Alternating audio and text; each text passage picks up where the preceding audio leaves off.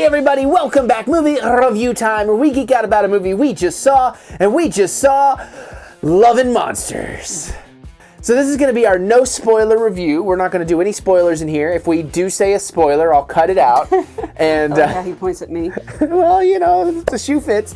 But we fairly decent. No, you do. I'm just giving you poop. We're already derailing. We're 20 seconds in. Yep, that's my job. That is your job. So we will have a spoiler review out as well. There'll be a link in the description below, or maybe something's popping up. I don't know if I do that anymore.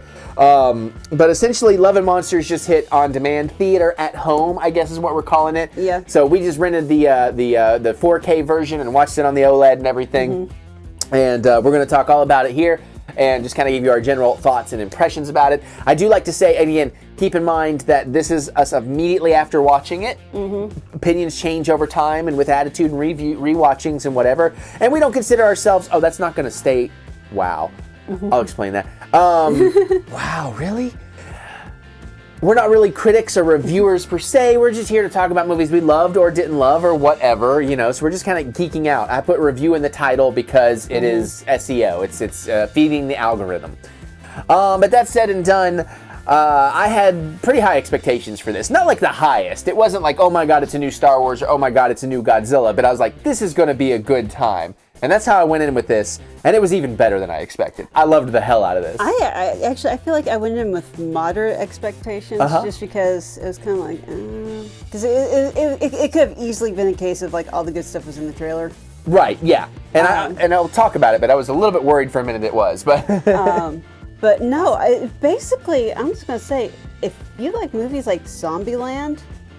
I could see that. It's kind of a similar tone. It's kind of similar, except take out zombies and put in mutant inverted. And it's not quite as like snarky in its self-reverence and such. It is a little more genuine and loving in its tone, I guess. I can't quite.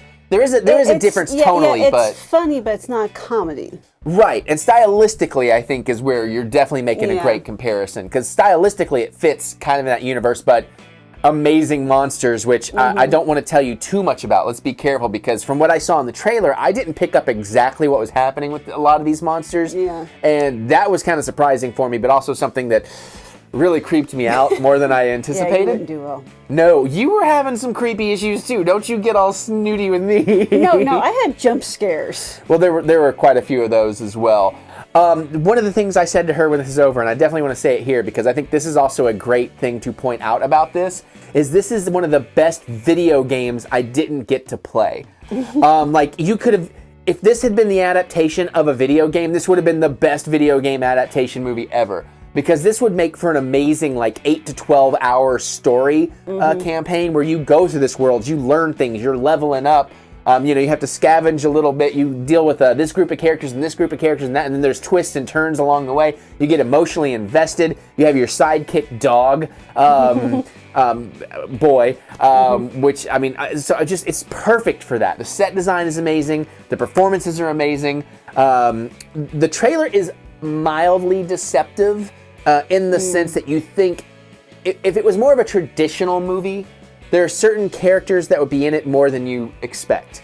Because I was kind of thinking about that in the movie at one point, like, oh, is that it? Are they? They're not. But then you go on to these other characters, and it's just every bit as interesting. And I think where it goes is really, really fun, and you get a great character arc and character growth. Yeah, you do actually. I would love a sequel to this. They set up a beautiful world that there's lots of room for sequels, spin-offs, and whatnot. And the creature design, the effects, everything about this, like it was great. I'd say like our only complaint, and we had the same thought at the same time, is there was not a post-credit scene, but there's kind of a scene right before the credits that felt a little shoehorned in, and it's like, oh, that should have been the post-credit scene. Yeah, it would have been fantastic. It would have flowed a little bit, but again, that's like minor nitpick. Any complaints I'm going to have about this are going to be minor nitpicks. Yeah. And again, and I'm not saying it's like the best movie ever made, but it's just super fun. It doesn't try to be. I think that's one of the things I like about it. It knows what it is. It's a little heavy-handed in its foreshadowing. A couple of times, yeah. But, given the type of movie, that's not surprising. Yeah, and the monsters are really gross and interesting and fun. You're going to fall in love with the dog. Yeah, I have this to a large degree, I think a lot of the monsters are actually well thought out. Yeah, it makes sense too. I think the whole world has a good deal of logic to it. And yeah. just the amount of attention to detail there is in just the general scenery. Yeah, and it's gorgeous, by the way. You're definitely going to get vibes of The Last of Us, Horizon New Dawn, as she was saying, or a you little know, bit, yeah. And a few other video games as well. Which is why, again, I kind of feel like this feels like it was the greatest video game adaptation ever, but there's not a game that it was based on. But I swear I would love to play it if there was. Yeah. Now I don't necessarily want a spin-off game because it's this story that really makes it work. There's probably one or two suspension of disbelief moments, particularly towards the end. We'll talk about it more in spoilers, where it's like, oh, if you really start to break down how certain things work, it doesn't 100% make sense. Yeah. But I mean, you're so invested in the world and the characters and the happenings that it's good. Yeah. I'm just with it, and there's a sense of satisfaction with how the story goes. They do some like tropey kind of things, but at the same time, there are certain tropes in films like this they actually did subvert and go a different direction with. There is some moments of it's like, okay, writer's safety for characters. Again, minor nitpick, where it's like, oh, with that reveal of that thing, some of these people shouldn't be there anymore. I think you might know what I'm referring to. But again, yeah, set design is everything. Michael Rooker and the young girl he's with, who played Gamora in the Avengers film, the kid Gamora in the Avengers film, they're fantastic. Oh yeah. I need a whole spin-off movie of just them. That would probably be the best direction to go if you were to do a spin-off. Yeah, if you didn't do a direct sequel, although they well, I don't know. Could they be in the sequel? I don't know. I'm trying to stay spoiler-free here, so I can't really tell you. Also, if you're wondering why I keep tapping, we're trying to keep this to a certain time, so I put on a stopwatch, but my phone keeps wanting to go, we'll like, try my shut phone down. Next time, because I don't think I have the same problem. Yeah, I was like, why would you have a stopwatch? Well, it doesn't matter. But, see, I'm derailing, too. The music was great, too. There was one piece in there which sounded kind of digital. I think it's when he's running from the Finn. We'll just say the Finn. And it kind of reminded me of Nightmare on Elm Street. Like, just that kind of digitally, synthy, rhythmic. I can't say I noticed yeah, that was just too busy paying attention to the... That's fair, but that was just a specific thing that popped in my brain I wanted to mention.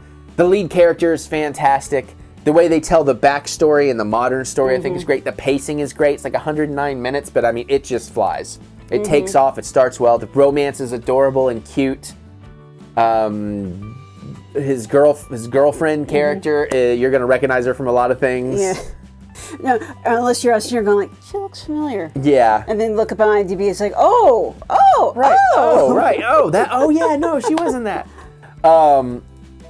Yeah, and I mean, but even like some of like the little side characters that are barely in it, like I want to know more. Like I'm fascinated by the world, the little characters. There's some characters that like are in like 3 shots and have no dialogue, but you're interested in them. You want to know more, especially a certain someone that got kissed apparently.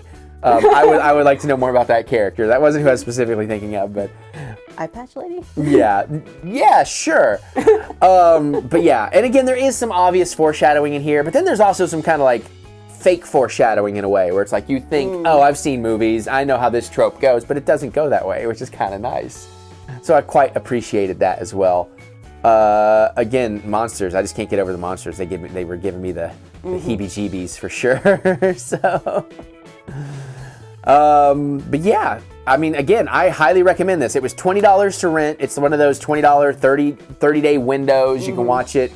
I don't know if it's like 48 hours or if I have it for 30 days or whatever. But I mean, if we went to the theater on an opening night, it's by the time we go through Fandango and convenience fees and gas to drive out there and everything, if theaters were even open, I think for the two of us, it totally panned out. So I definitely recommend it as that. $20 for a solo viewer. I mean, if you got the money to spare and you have a real interest, then yeah. But definitely check this one out. If you're at all interested, if the trailer looked good to you in any way, shape, or form, you're going to enjoy this. You're going to have a good time. Even she's saying it, so I'm just really glad it turned out that well. Yeah, no, as I said, I came out with moderate expectations, and I was very entertained. Yeah. And it got me really emotional, too. But it also kind of gut punched me because of a whole thing about a mom that, it's like, I related a little. We can talk about that in spoilers. Yeah, we will. And then I will say there's also one, and this is one of the things I like, there's one weird element which kind of relates to that, of it's like, wait a minute, that exists in this world, but did that exist before? But it has to be before. Wait, what world does this take place in? We'll talk about it in the Well, spoilers. and the point I was going to make in the no spoilers that I do like about that is that, again, that's one of those kind of video game-esque elements where it's like, yeah, that seems like something that would be in a video game, though. Yeah. You know, so I thought that was pretty cute. There's some great laughs, too, so all around, thoroughly enjoyed this movie. I'll be happy to buy a 4K Steelbook, hopefully someday, so. Okay. You got anything else? Nope. For no spoilers? Look at us keeping it fairly tight and consistent. You're about to get the from me. Well, I know. I'm wrapping it up. I know. So comment. Have you seen? Oh, by the way, careful for spoilers. People may be excited. They may talk spoilers in here because the spoiler video doesn't come out till tomorrow. But let us know. Are you excited for it? You're gonna check it out. Were you kind of excited but you're not? Is $20 too much? You okay with that? I know some people have issues with that, but again, if it's 2 or more people and you were gonna go to the movie theater anyways, I feel like that price point is totally fine. So that's just me. But let us know. Geek Out. We like to hear what you have to say. They give you the option to go ahead and own it digitally? No, it didn't do that. Okay. The only thing I've seen do that so far was Bill and Ted. And Okay. that, I would have paid double to own that because it was awesome. Anyways, so click the thumbs up button. Give us the good old thumb of encouragement. We do love to be encouraged. Check out the Patreon. $1 a month, an extra video every day. Video game Let's Plays where she scares the bejesus out of me all the time. Movie reviews, food vlogs. Scared me less. We had one the other night where she scared me. Actually, if you're on Patreon, you aren't going to see this till tomorrow if you're watching this when it comes out. But she scared me to the point that my reaction scared her back. So, I mean, it's pretty fun. But you can check that out. Look up TheEricButts. Use the links in the description below. That said and done, we're going to get out of here, though, so we can go watch some more stuff and talk some spoilers. And we'll see you all later.